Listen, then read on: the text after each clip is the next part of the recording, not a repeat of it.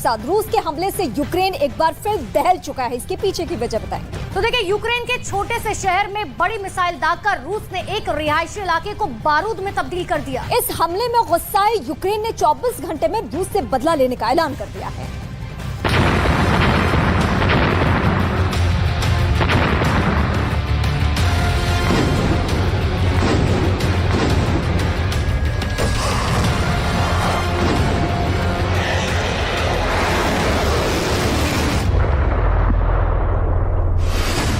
Ukraine का एक शहर एक बार फिर दहला।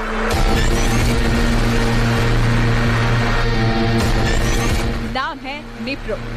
रात के अंधेरे में शांति को चीरते हुए एक मिसाइल रिहायशी इलाके में घुसी। बिल्डिंग आग में तब्दील हो गई और देखते ही देखते जमीन में समा गई। महायुद्ध में एक बार फिर रूस की तरफ से हमले काफी तेज हो गए हैं। इस बार रूस की सेना ने यूक्रेन के निप्रो शहर को निशाना बनाया। शनिवार को एक 2 मंजिला घर में तेज आवाज के साथ धमाका हुआ।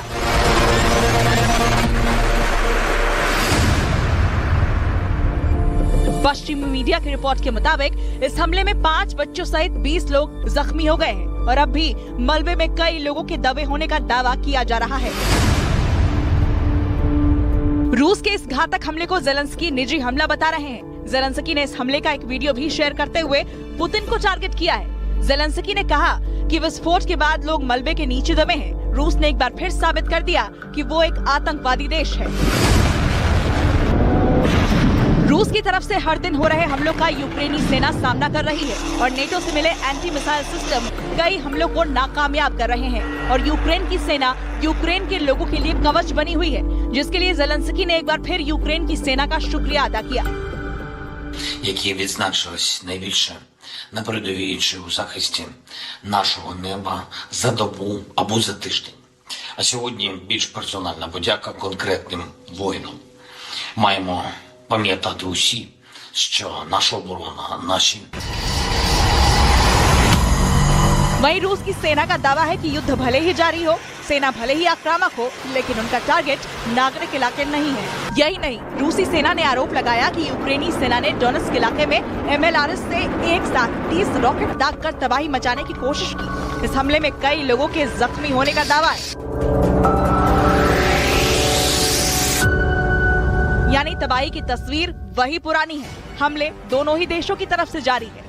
हर हमले का जवाब रूस और यूक्रेनी सेना एक दूसरे को दे रही है। झुकने को कोई तैयार नहीं है।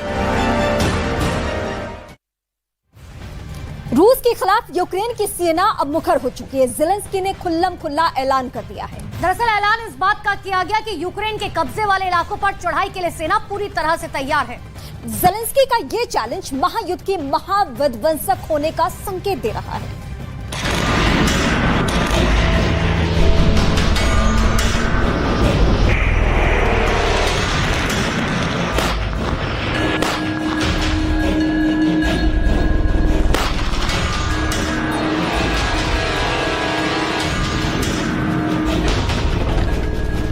यूक्रेन में हमलों का सिलसिला ऐसा हो चला है कि अब कीव में राष्ट्रपति भवन के आसपास बम और मिसाइलें गिरने लगी।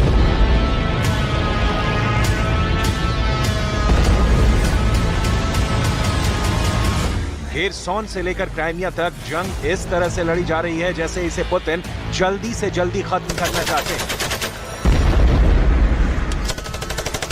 पुतिन की पलटन लगातार अटैक पर अटैक कर रही है। टैंक रेजिमेंट्स के साथ साथ रॉकेट रेजिमेंट लगातार गोले और रॉकेट से हमलों को अंजाम दे रही है। यूक्रेन के पास अब नाटो से मिले अत्याधुनिक हथियार हैं, जिनसे वो अपनी रक्षा भी कर रहा है और रूस को जवाब भी दे रहा है। अमेरिका अंदेशा जता चुका है कि ये युद्ध अभी समाप्त नहीं होने वाला, जबकि चीन ने प्रण लिया है कि किसी भी हाल में वो युद्ध रुकवा के रहेगा।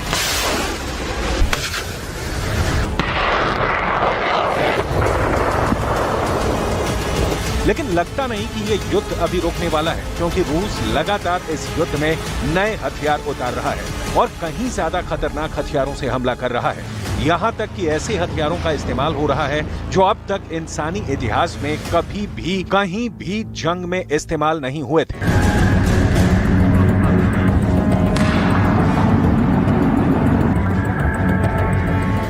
जबकि यूक्रेन को भी अमेरिका समेत यूरोप के कई मुल्कों से अत्याधुनिक हथियारों की अच्छी खासी खेप मिली है और इसी खेप के दम पर अब यूक्रेन के राष्ट्रपति काउंटर ऑफेंस का दम भर रहे हैं।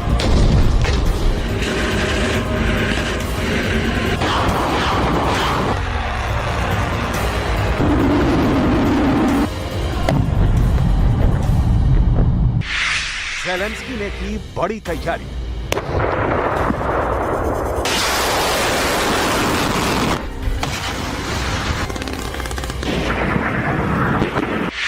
पुतिन पर होगा तगड़ा हमला।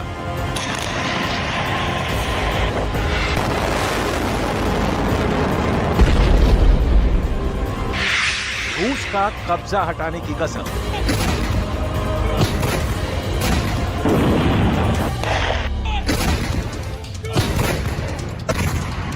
एक अमेरिकी अखबार को दिए इंटरव्यू में यूक्रेन के राष्ट्रपति वोलोदिमीर ज़ेलेंस्की ने कहा कि रूस के कब्जे वाले इलाके को वापस हासिल करने के लिए हमले की तैयारी हो चुकी है और कभी भी अपना काउंटर ऑफेंसिव ऑपरेशन शुरू कर सकता है।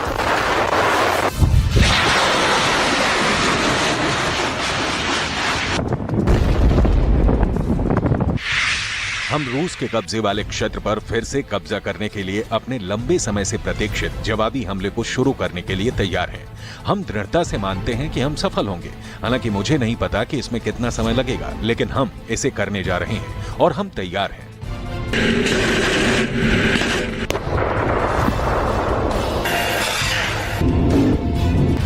दरअसल ज़ेलेंस्की लगातार पश्चिमी मुल्कों से हथियार की मांग कर रहे हैं और उन्हें लंबी दूरी के हथियारों की अच्छी खासी खेप मिल चुकी है और साथ ही ज़ेलेंस्की को जवाबी हमले के लिए जिन बख्तरबंद गाड़ियों की जरूरत थी वो भी अच्छी खासी तादाद में कीव पहुंच चुकी है।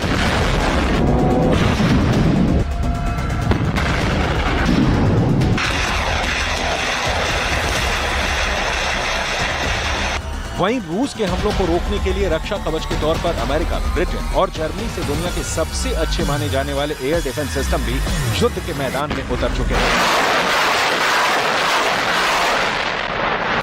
हालांकि इसे ज़ेलेंस्की की कूटनीति के तौर पर भी देखा जा रहा है, जो रूस पर जवाबी हमला कर पश्चिमी मुल्कों और खास तौर पर अमेरिका पर दबाव बनाने की कोशिश में है कि वो यूक्रेन को और ज्यादा तेजी से लंबी दूरी तक हमला करने वाले हथियार मुहैया कराए और साथ ही उनके सैनिकों की सुरक्षा के लिए अत्याधुनिक ब्रैडली वाहनों की खेप कीव को भेजते रहे।